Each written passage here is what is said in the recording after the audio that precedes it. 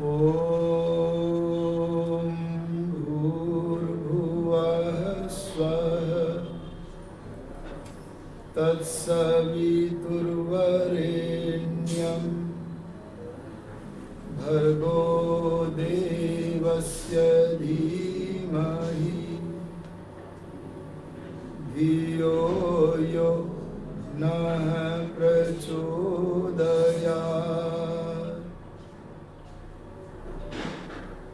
अपने इस वेद मंदिर कोल्हापुर में उपस्थित सभी पवित्र आत्माओं, कल हमने देखा था कि सनातन धर्म का वास्तविक सिद्धांत त्रैतवाद है। त्रैतवाद के अतिरिक्त जितने भी अद्वैतवाद, द्वैतवाद आदि हैं, वे सब मिथ्या हैं, झूठे हैं। सत्य सिद्धांत तो त्रैतवाद है। त्रैतवाद का अर्थ होता है तीन वस्तुएं सदा विद्यमान रहती हैं, उनका कभी अभाव नहीं होता है। और वे तीन वस्तुएं कौन कौन सी हैं? ईश्वर, दूसरी जीवात्मा और तीसरा प्रकृति। ये तीन तत्व सदा रहते हैं। न आत्मा का कभी अंत होता है, न परमात्मा का अंत होता है, न प्रकृति का अंत होता है, क्योंकि ये तीनों कभी उत्पन्न ही नहीं होते हैं। उत्पन्न तो हमारा शरीर होता है, इसका विनाश हो जाता है, फिर शरीर मिलता है, फिर विनाश हो जाता है। तो इससे पता लगा सत स्वरूप सदा विद्यमान रहने वाले ईश्वर भी हैं, जीवात्मा भी हैं और प्रकृति भी। एक शब्द और है चित्त स्वरूप। चित्त स्वरूप का अर्थ है चेतन। इनमें कौन कौन है तीनों में? अरे बोलो, प्रकृति चेतन है या नहीं है? आओ पहले चेतन शब्द के अर्थ को जानते हैं।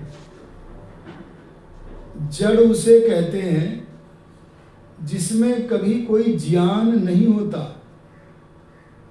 क्या कहा मैंने? जिसमें कभी कोई ज्ञान नहीं होता और हो भी नहीं सकता।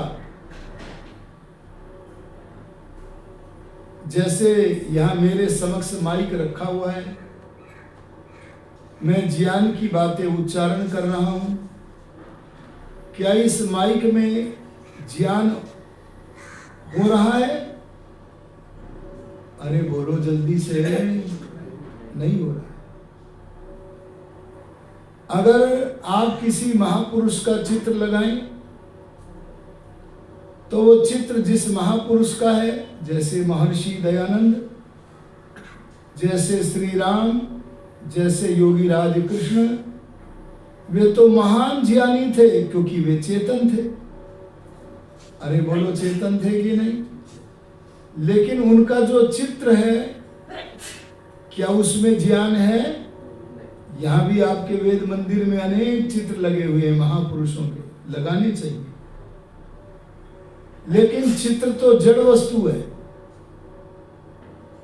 उसमें न ज्ञान है, न ज्ञान को ग्रहण करने की शक्ति है। और जड़ में एक बात और होती है, उनमें अपनी गति नहीं होती है। जैसे देखो, मेरा ये हाथ हिल रहा है, इसमें गति है, पर हाथ जड़ है, फिर भी गति हो रही है। तो इस जड़ हाथ में गति देने वाला कोई ना कोई चेतन अवश्य होगा। क्या चेतन के बिना गति हो सकती है? अरे आप, बहुत सारे लोग ऐसे होते हैं जो सनातन के नाम पर सनातन धर्म के विरुद्ध कार्यों में लगे हुए हैं। वे चित्र या मूर्ति सामने रखते हैं, कभी वह मूर्ति या चित्र स्वतः गति करती है? अरे बोलो जी, क्या उनमें ज्ञान नाम की वस्तु जो आप में को चाहिए वह है? एक जगह कहा गया कि राम की मूर्ति में प्राण प्रतिष्ठा की जाएगी।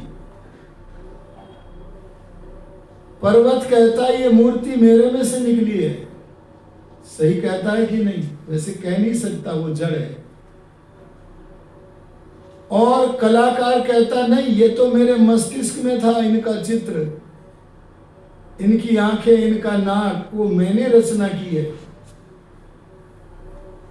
पर्वत है उपादान कारण और कलाकार है निमित्त कारण। उपादान माने जिससे कोई वस्तु बनती है।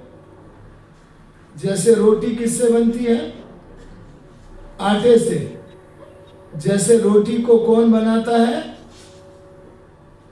बनाने वाला, माता, बहन आदि। तो ऐसे ही उस श्री राम जैसे महात्मा की मर्यादा पुरुषोत्तम की मूर्ति को बनाया गया है पहाड़ से लेकर पत्थर से, और बनाने वाला है कोई कलाकार। अब इसमें एक अभिनय और करते हैं, और वो अभिनय किया जाता है प्राण प्रतिष्ठा का अभिनय। अरे बोलो, काहे का अभिनय? अगर हम परीक्षण करके देखें तो क्या श्री राम आदि किसी भी महापुरुष की मूर्ति में प्राण प्रतिष्ठित हो गए हैं, इसका परिचय मिलता है? आपको मैं पूरा अवसर देता हूं, क्रॉस क्वेश्चन करना हो तो कर लेना। क्या उसमें प्राण है, इसका परिचय मिलता है? नहीं मिलता। अर्थात मूर्ति को हमने दिया ही है, मूर्ति से लिया कुछ नहीं है। मर्यादा पुरुषोत्तम श्री राम के अंदर ज्ञान विज्ञान की बहुत बड़ी संपत्ति थी। उन्होंने मुनि वशिष्ठ से, उन्होंने महर्षि विश्वामित्र जैसे लोगों से, उन्होंने स्वाध्याय करके बड़ी भारी ज्ञान की संपत्ति को इकट्ठा किया था। वो उनके पास था। लेकिन क्या वो ज्ञान विज्ञान की संपत्ति जो श्री राम के पास थी, उस संपत्ति को हम श्री राम जैसी कोई मूर्ति बनाकर उससे प्राप्त कर सकते हैं? अरे बोलो, बस यही अंतर है जड़ चेतन में। श्री राम का जो शरीर गति करता था वो आत्मा से करता था। आत्मा चेतन है। चेतन का अर्थ क्या है? जिसमें ज्ञान भी होता है। अरे बोलो, जिसमें गति भी होती है, वो चेतन है। मुझे याद आता एक महान सनातनी, आर्य समाज की वाटिका का पुष्प, आर्य समाज के महाधन पंडित रामचंद्र देलवी जी आर्य समाज की अंतरंग की सभा में जा रहे थे। रात्रि का समय हो चला था। उनके परिवार में 3 ही सदस्य रहते थे, पंडित रामचंद्र देलवी जी की बेटी और बेटी की भी बेटी माने देवती। वे दोनों सो गए थे। पंडित रामचंद्र देलवी जी जब आर्य समाज मंदिर में जा रहे हैं तो उन्होंने छड़ी को ढूंढना प्रारंभ किया, पर छड़ी मिली नहीं। पंडित जी बिना छड़ी के ही आर्य समाज मंदिर में पहुंच गए। आकर के सो गए।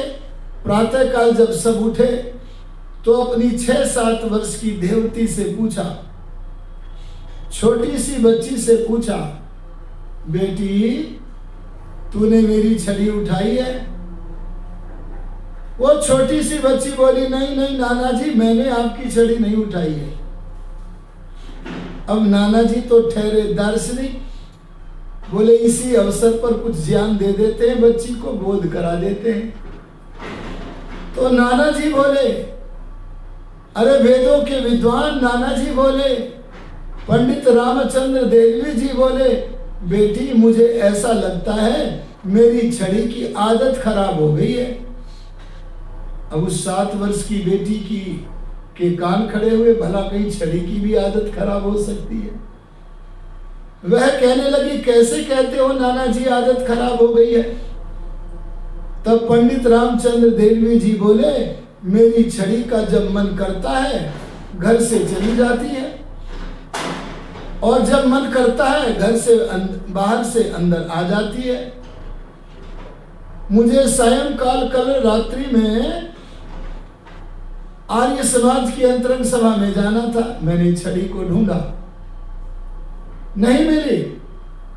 तेरी माता कहती है मैंने छड़ी को नहीं उठाया, और तू भी कहती है मैंने छड़ी को नहीं उठाया, और मैं भी सच कहता हूं कि मैंने भी छड़ी को नहीं उठाया। इससे मुझे लगता है कि मेरी छड़ी स्वयं चली जाती है और स्वयं आ जाती है। बड़े बड़े लोग बहकने के कारण इस बात को नहीं मानते हैं, लेकिन छोटी सी बच्ची जिसके अंदर किसी भी प्रकार की सांप्रदायिकता का पूर्वाग्रह नहीं था, ऐसी छोटी सी बच्ची भी सत्य से युक्त होकर बोली, नहीं नहीं नाना जी, ऐसा नहीं हो सकता। छड़ी में जड़ होने के कारण स्वतः कहीं उठ करके जाने की, छड़ी में ज्ञान भी नहीं है, इसलिए हम में से ही जरूर छड़ी को किसी ने इधर से उधर उठा करके रखा होगा। ये छड़ी क्या हुई? जड़। अरे बोलो, प्रकृति से बनी हुई छड़ी क्या हुई? जड़। प्रकृति से बना हुआ चित्र, बोलो क्या हुआ? जड़। प्रकृति से बनी हुई मूर्ति, बोलो क्या हुई? जड़। लेकिन हमें जड़ की उपासना नहीं करनी है। देखो भगवान क्या कहते हैं। भगवान कहते हैं यजुर्वेद के 40वें अध्याय में, संसार का जो मनुष्य परमात्मा ने जिस मूल प्रकृति से संसार को बनाया, उस मूल प्रकृति की उपासना करता है, वह मंदमती जड़ बुद्धि बन जाता है। और जो व्यक्ति प्रकृति से बनी हुई पदार्थ यानी कि मूर्ति या चित्र आदि की उपासना ईश्वर के स्थान पर करता है, वह अत्यंत घोर अंधकार में चला जाता है। क्या पता लगा? हमारी उपासना की वस्तु जड़ वस्तु, अरे बोलो, नहीं है। तो कौन सी वस्तु है? बोले उसके अंदर एक विशेषता होनी चाहिए, चेतन। अरे बोलो क्या होनी चाहिए? चेतन का अर्थ मैं बता चुका हूं, जिसमें ज्ञान होता है। अरे बोलो, जिसमें गति होती है। देखो मेरे मुख से वाणी निकल रही है, गति हो रही है कि नहीं हो रही? इससे क्या निकला? मैं चेतन हूं। अरे मेरे हाथ हिल रहे हैं कि नहीं हिल रहे हैं? इससे क्या पता लगा? मैं चेतन हूं। अच्छा, इस शरीर में से अगर चेतन निकल जाए, चेतन कौन है इस शरीर में? बोलो, आत्मा। अगर शरीर रूपी रथ में से आत्मा रूपी रथी निकल गया, अरे कभी देखा होगा ना आपने ऐसा कोई शरीर, मृतक शरीर देखा है कि नहीं? अगर शरीर रूपी रथ में से आत्मा रूपी रथी निकल गया, तो जो बच जाता है उसे कहते हैं अरथी। अरथी को स्नान कराते हैं, सजाते हैं, और अरथी का दाह कर्म कर देते हैं। पर रथी तो परमात्मा की व्यवस्था में अगले जन्म की तरफ चल पड़ा। इससे पता लगा जो मृतक शरीर है ना, वो जड़ है, वो चेतन नहीं है। उसमें चेतनता तब तक भासती है जब तक उसमें चेतन तत्व आत्मा है।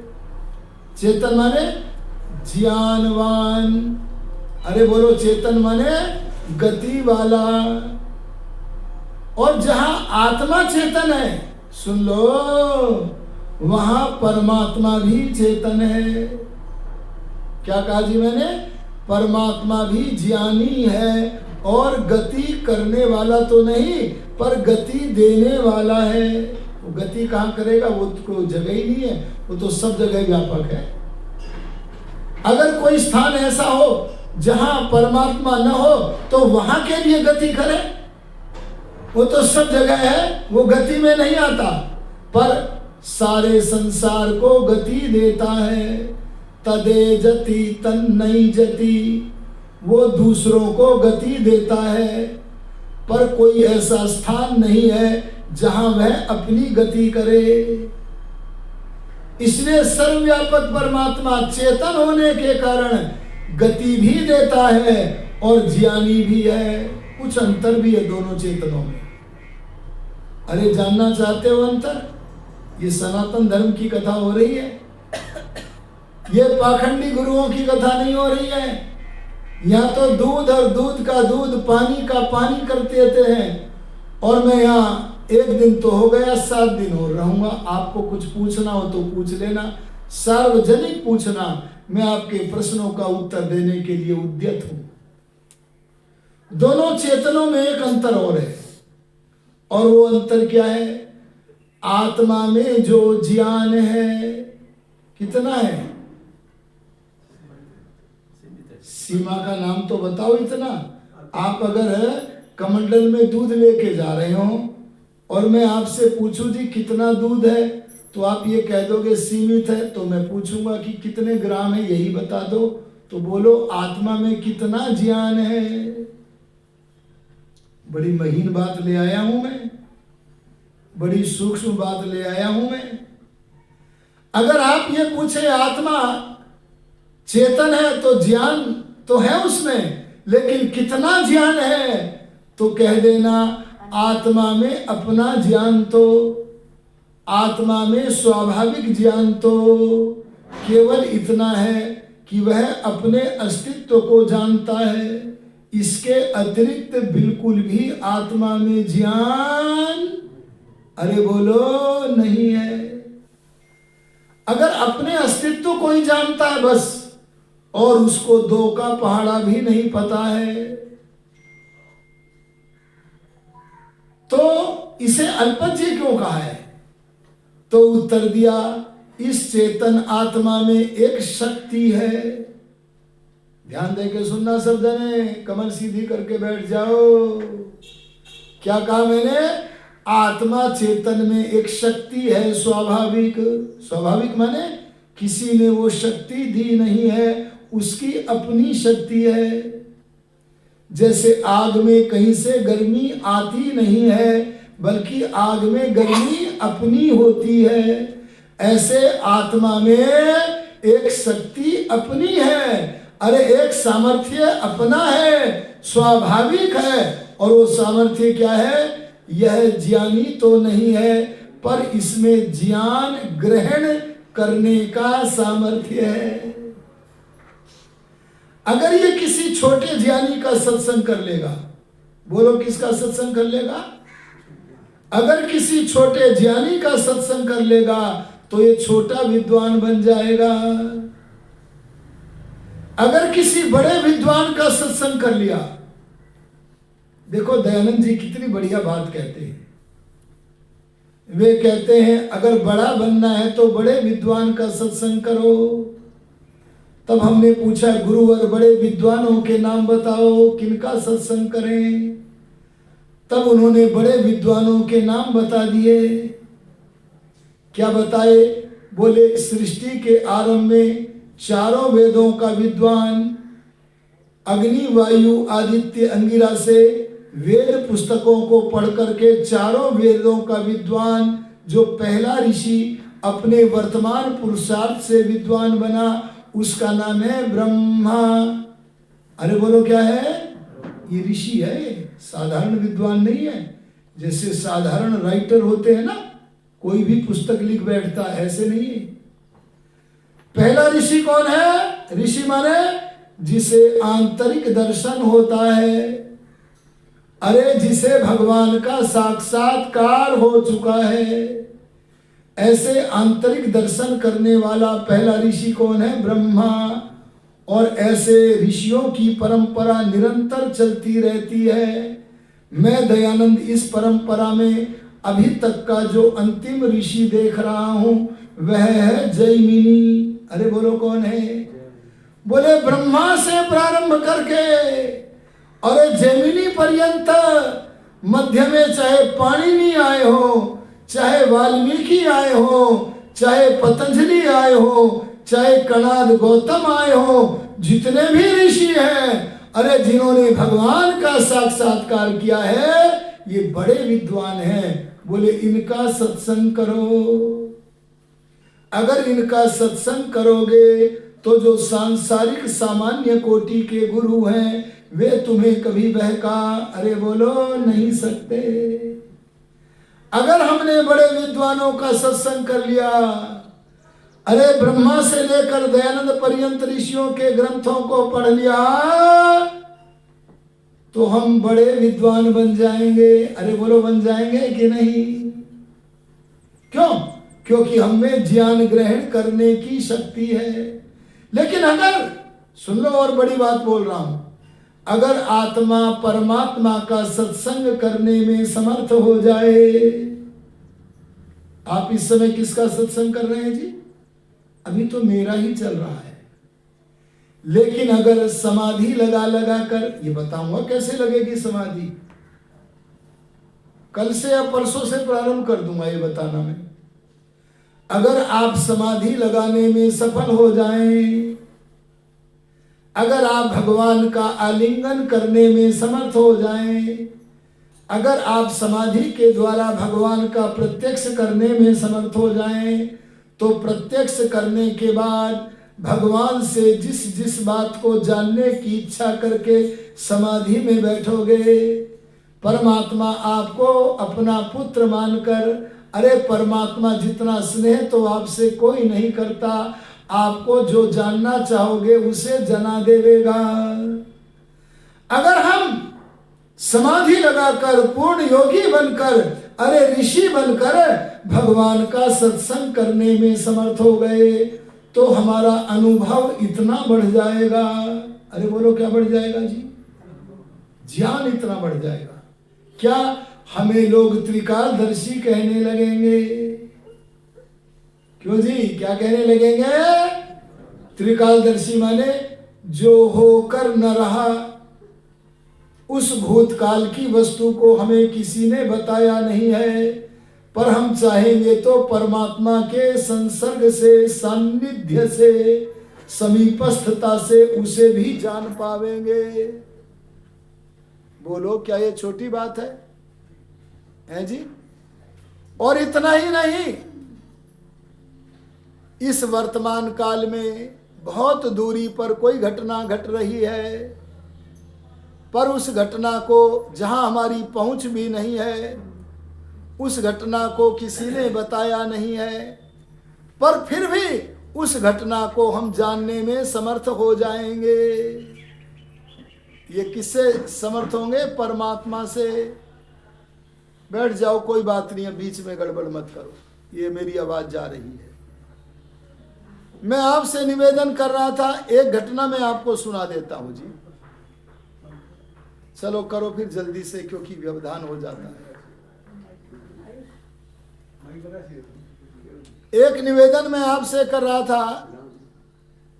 एक बार योगी राज महर्षि दयानंद जी महाराज बैठे थे, सामने एक राजा थे। अरे कौन थे? एक राजा थे और एक स्वामी सहजानंद बैठे थे। ये मैं इतिहास की घटना सुना रहा हूं आपको। और वे क्या बोले? अगर पंडित जी पहले बता देते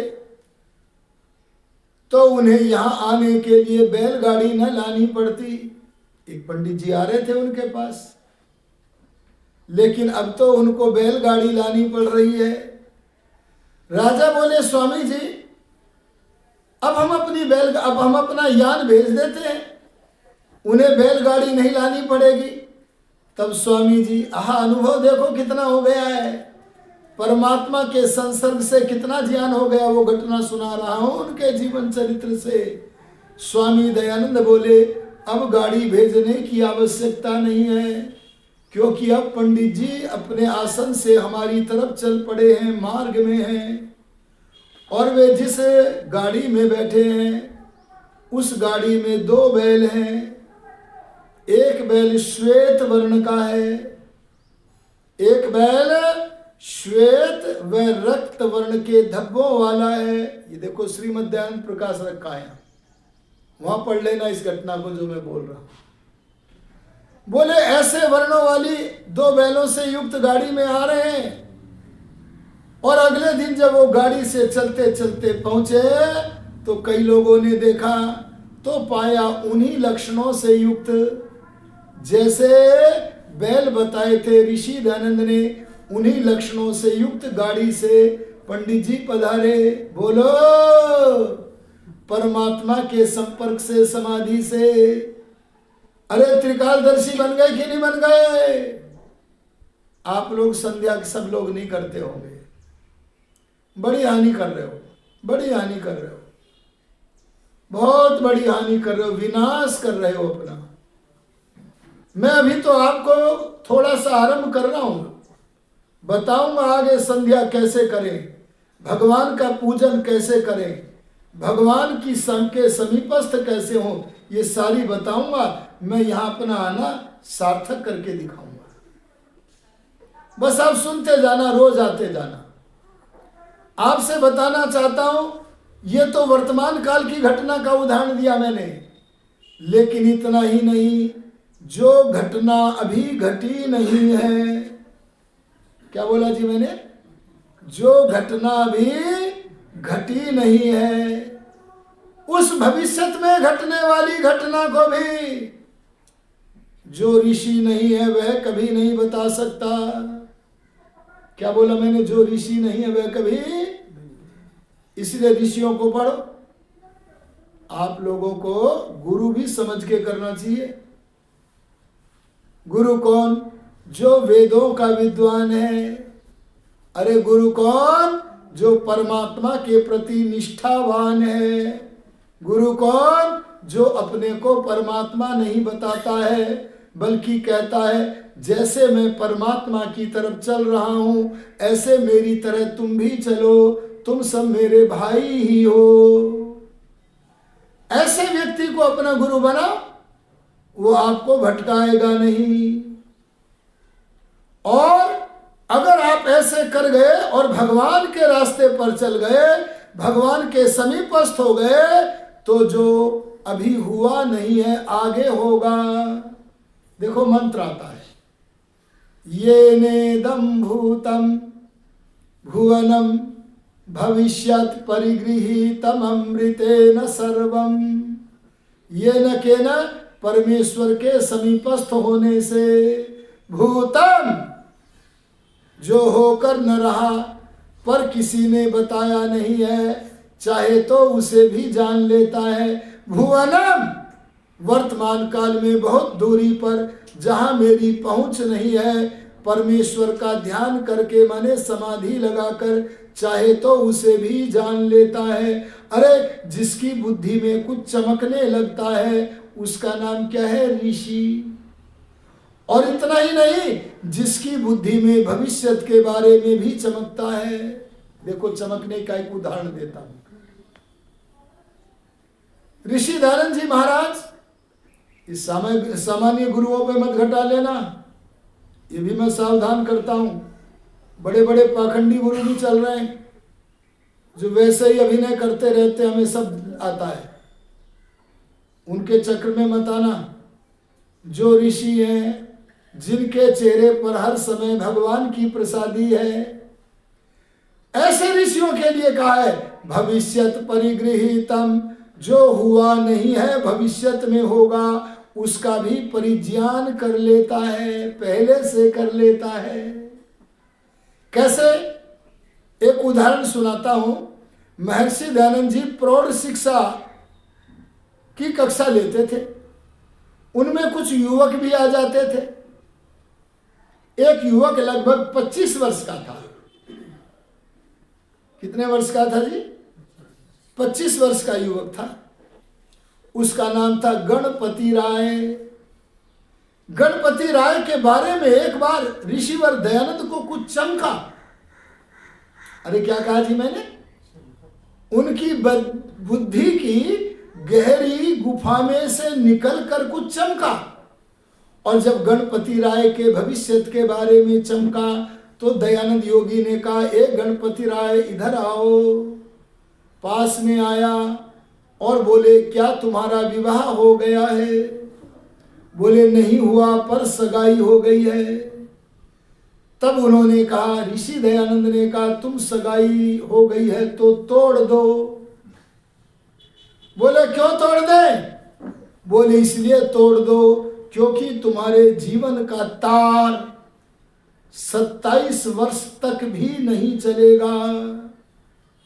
तुम्हारा जीवन काल 27 वर्ष भी नहीं है। उसने कहा, स्वामी जी मेरे शरीर में तो कोई रोग ही नहीं है, मैं तो पूर्ण स्वस्थ हूं, मैं कैसे 27 वर्ष नहीं जीऊंगा? तब दयानंद बोले, ठीक है आज आप स्वस्थ हैं, पर मुझे चमका है, उसके आधार पर कहता हूं कि तुम 27 वर्ष भी जीवित नहीं रहोगे। अगर तुमने विवाह कर लिया तो तुम्हारी पत्नी भी विधवा हो जाएगी, और 27 वर्ष कोई अधिक नहीं होते हैं। प्रतीक्षा कर लो, अगर जीवित रह गए तो कर लेना, पर ध्यान रखो तुम जीवित नहीं रहोगे। उसने प्रतिज्ञा कर ली कि स्वामी जी मैं विवाह नहीं करूंगा, और प्रतिज्ञा करके घर चला गया।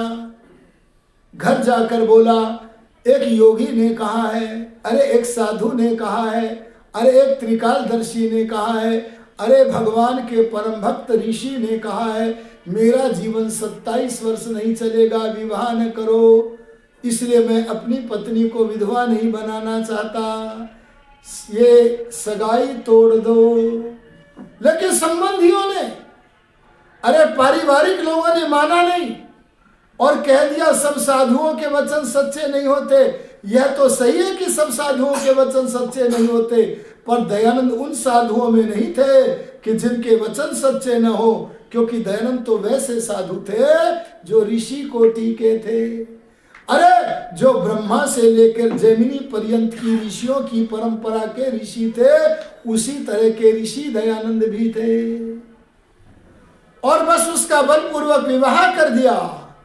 26वें वर्ष में कदम धरा तो वकालत करने लगा गणपत राय, और 26वें वर्ष का अंतिम समय आते आते 27 वर्ष बोला था नहीं जियोगे, 26 वर्ष का अंतिम समय आते आते एकाएक गणपत राय रुग्ण हो गया।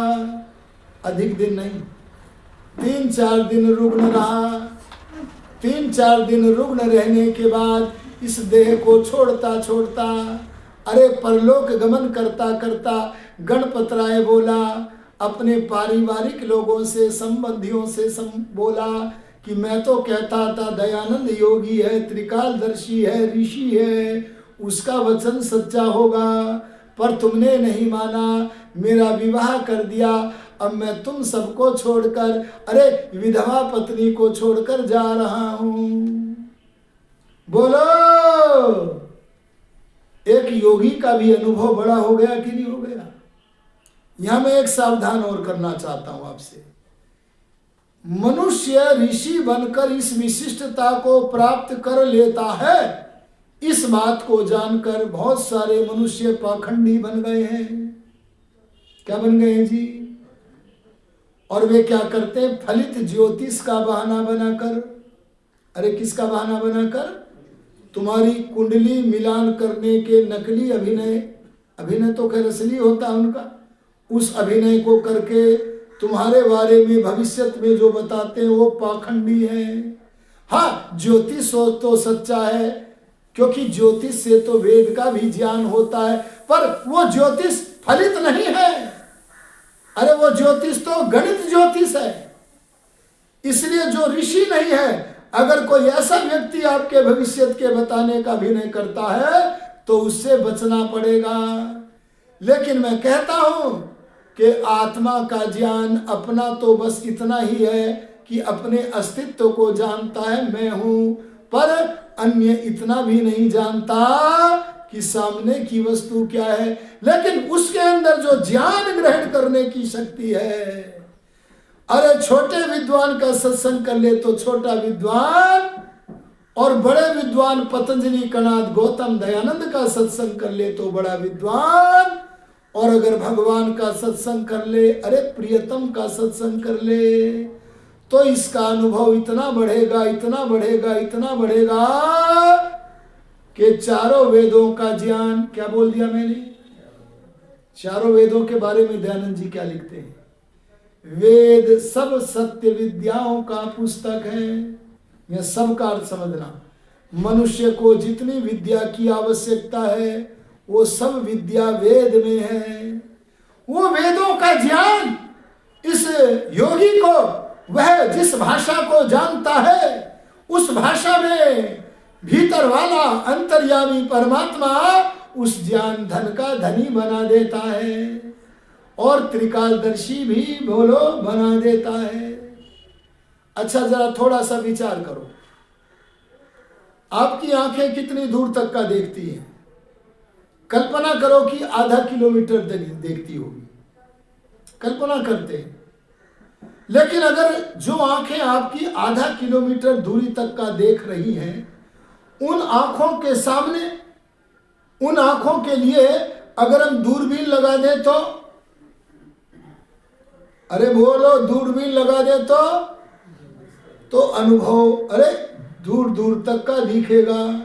ऐसे ही जिस आत्मा को, जिस अल्पज्ञ को परमात्मा के ज्ञान की दूरबीन मिल गई है, अजी सुन लो रमेश जी, कौन सी दूरबीन? परमात्मा के ज्ञान की दूरबीन मिल गई है। उसके अनुभव की गति इतनी बढ़ जाती है, अरे इतनी बढ़ जाती है, वह त्रिकालदर्शी बन जाता है। यही तो भगवान बताते हैं, ये नेदं भूतं भुवनं भविष्यत् परिगृहीतम् अमृतेन सर्वम्। और यही परमात्मा बताते हैं, यस्मिन् ऋचः साम यजुंषि यस्मिन् प्रतिष्ठिता रथनाभा विवारः यस्मिन् चित्तं सर्वमोतं प्रजानां तन्मे मनः शिव संकल्पमस्तु। अपने मन को सांसारिक कार्यों से हटाकर, अपने मन के विक्षेप को दूर करके, अपने मन की चंचलता को दूर करके, प्रातः काल सायंकाल अपने प्रियतम परमात्मा का सानिध्य प्राप्त, अरे बोलो सानिध्य प्राप्त क्या करो। बोलो ये लाभ की बात है कि हानि की बात है? हाथ खड़ा करो, कौन कौन मानते हो लाभ की बात है? मानते ही मानते हो कि करोगे भी? अरे जब मैं यहाँ कोल्हापुर में आया हूं तो तुम्हें टेक्निक भी बताऊंगा, बस आते जाना यहाँ, और इतना जल्दी आना, कम से कम हवन में आहुति पड़ जाया करे।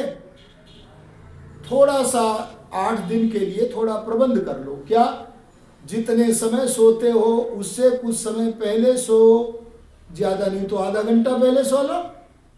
अरे 8 दिन कर लोगे कि नहीं कर लोगे? और सुबह आधा घंटा पहले मिल लो। तो जो प्रसाद मैं यहाँ देने आया हूं, मैं चाहता हूं वो आप ले ले। तो चेतन कितने हो गए बोलो? आत्मा और परमात्मा। आत्मा कैसा चेतन है? उसमें ज्ञान तो नहीं है, बस इतना ही ज्ञान है कि मैं हूं, लेकिन उसमें स्वाभाविक शक्ति है ज्ञान ग्रहण करने की। अगर विद्वानों का सत्संग कर ले तो विद्यावान बन जाए, और अगर परम विद्वान परमात्मा का सत्संग कर ले तो अनुभव इतना बढ़ जाए, इतना बढ़ जाए, इतना बढ़ जाए कि उसे देखकर लोग कहते हैं ये तो सिद्ध है। अरे बोलो, लोग क्या कहते हैं? ये तो सिद्ध है। हमें सिद्ध अगर बनना है, अरे परम माता, परम पिता, परमात्मा का आश्रय लेना है, तो हमें उससे प्रेम करना पड़ेगा। छोटी छोटी संध्याओं से प्रारंभ करते हुए लंबी लंबी संध्याओं तक पहुंचना पड़ेगा। समाधि तक पहुंचना पड़ेगा, ऐसे पहुंचना पड़ेगा जैसे महाराजा जनक पहुंचे थे। अच्छा, आप में से कोई माता सीता के पिता महाराजा जनक जितना व्यस्त है क्या? अरे बोलो, है क्या? महाराजा जनक तो बहुत समय निकालते थे, तो तुम क्यों नहीं निकालते हो? अरे वो तो राजा थे, और वो कितने बड़े आदमी हो गए मैं बताता हूं। महाराजा जनक से एक बार किसी ने पूछा, आप जिस मिथिला नगरी के राजा हो, अगर वह मिथिला नगरी भस्म हो जाए तो तुम्हारा क्या वक्तव्य होगा? अब देखो, अपने में और राजा जनक में अंतर देखो। अगर आपसे कोई पूछे आपकी चल अचल संपत्ति बहुत ज्यादा है, अगर आपसे कोई पूछे कि आपकी चल अचल संपत्ति भस्म हो जाए तो आपका क्या उत्तर होगा? तो कहेंगे, हाय मेरा तो सर्वस्व चला गया। अरे बोलो, क्या कहोगे? हाय मेरा तो सब कुछ चला गया। पर जब महाराज जनक से पूछा आपका सांसारिक ऐश्वर्य भस्म हो जाए तो आपका वक्तव्य क्या होगा? तब महाराजा जनक बोले, तब मेरा वक्तव्य होगा, मेरा सर्वस्व मेरे पास है। अरे कौन सा था वो सर्वस्व महाराजा जनक का, जो सांसारिक ऐश्वर्य भस्म होने के बाद भी कह रहे हैं मेरा सर्वस्व मेरे पास है? वो सर्वस्व क्या है? परमात्मा संपत्ति। अरे बोलो, क्या है? मन की पवित्रता, आत्मा की उन्नति। ये जो है ना, ये रमेश जी और ये हमारे जवाहर जी, तीसरे भाई भी बैठे हैं क्या? ये विशाल जी, श्याम भाई जी, ये कोई साधारण आदमी बैठे हैं क्या? अरे ये सामान्य माता पिता की तरह नहीं है। पीछे बैठे हैं विजय भाई। हैं? विजय भाई पीछे बैठे। अच्छा, वो बैठे। ध्यान देना, ये चाहते हैं हमारे बच्चे जहां वयम श्याम पतयो रईणाम, इस वाक्य के अनुसार सांसारिक धन ऐश्वर्यों के स्वामी बने, उससे भी ज्यादा एक ऐसा बीमा करा लें, ये संपत्ति भस्म हो जाए तो आगे नहीं मिलेगा बीमा, पर एक ऐसा बीमा करा ले जो परलोक में भी वो बीमे की फसल, अरे बोलो, मिले। अरे बोलो, बुद्धिमान है कि नहीं है? ए बच्चों बोलो, इनके पुत्र पोतो बोलो, तो इनकी बुद्धिमत्ता का फायदा क्यों नहीं उठा रहे? मैं जानता हूं सारे संध्या नहीं करते हो, इसलिए मैं बारंबार कह रहा हूं तुम्हें, जाग जाओ, बड़ा लाभ मिलेगा। नहीं किया तो बड़ी भारी हानि होगी। भगवान कैसा चेतन है? ऋषि दयानंद बोले, जो स्वयं ज्ञान स्वरूप है। अरे क्या कहा? जो स्वयं ज्ञान स्वरूप है। कितना ज्ञान है? पूर्ण ज्ञान है। अरे बोलो, कितना ज्ञान है? थोड़ा भी ऐसा ज्ञान नहीं है जो परमात्मा उस ज्ञान का धनी न हो। परमात्मा के पास ज्ञान कहीं से आया भी नहीं है, वह स्वयं ज्ञान स्वरूप है और पूर्ण ज्ञान स्वरूप है। और इतना ही नहीं है, वह अपने ज्ञान से सब सज्जनों को चिताता है। अरे बोलो, किसको चिताता है? वैसे तो चिताता सबको है, पर सबको भगवान के ज्ञान का झुंड मिलता नहीं है। मिलेगा केवल आप में से उन्हीं लोगों को जो सज्जन बनेगा, अरे जो भगवान का भक्त बनेगा। अच्छा, एक बात बताओ, आपके यहाँ कोहरा आता महाराष्ट्र में कि नहीं आता है? आता है। तो हमारे यहाँ उत्तर प्रदेश में बिजनौर में जब कोहरा आता है तो कई कई दिन तक सूर्य के दर्शन नहीं होते।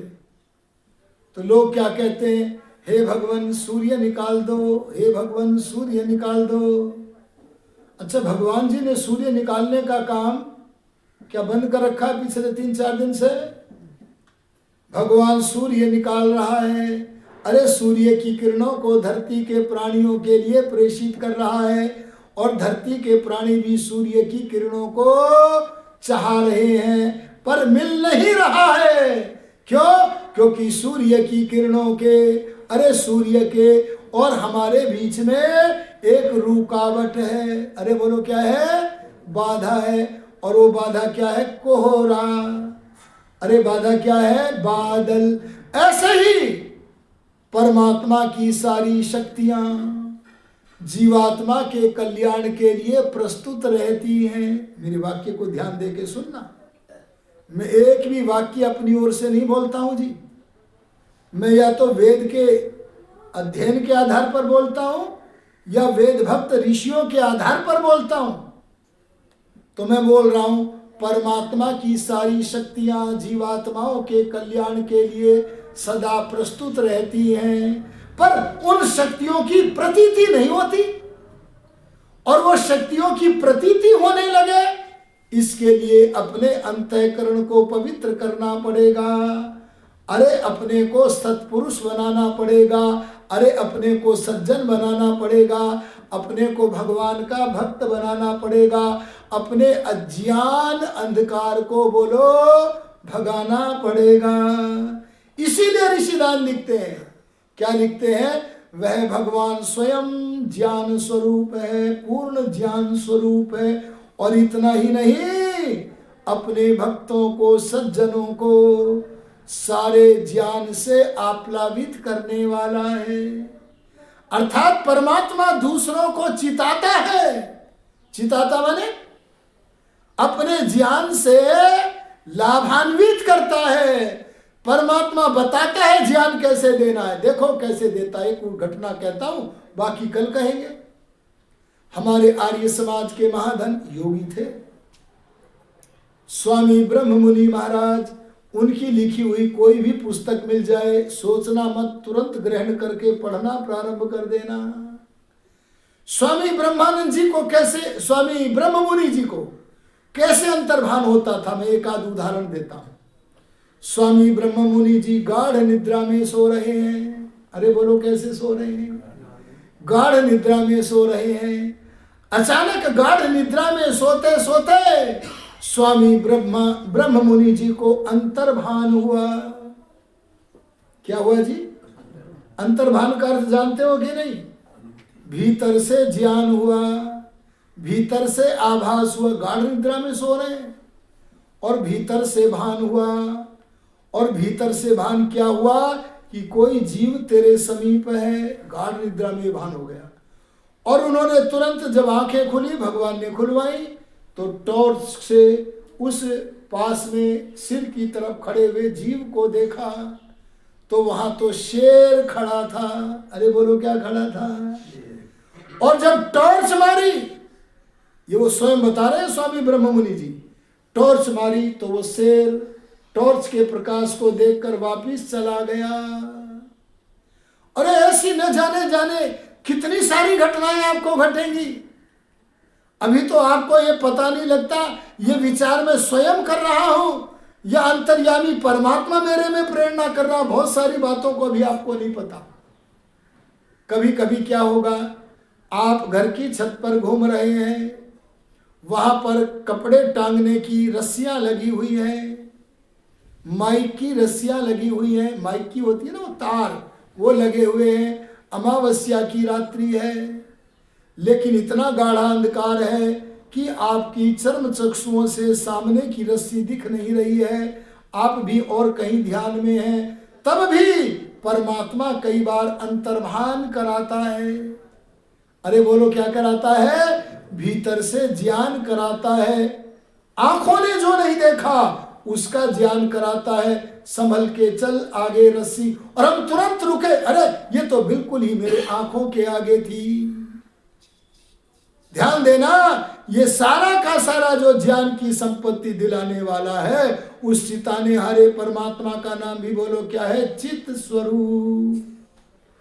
उस चित स्वरूप परमात्मा के महत्व का वर्णन मैं आपके सामने आने वाली सभाओं में करूंगा।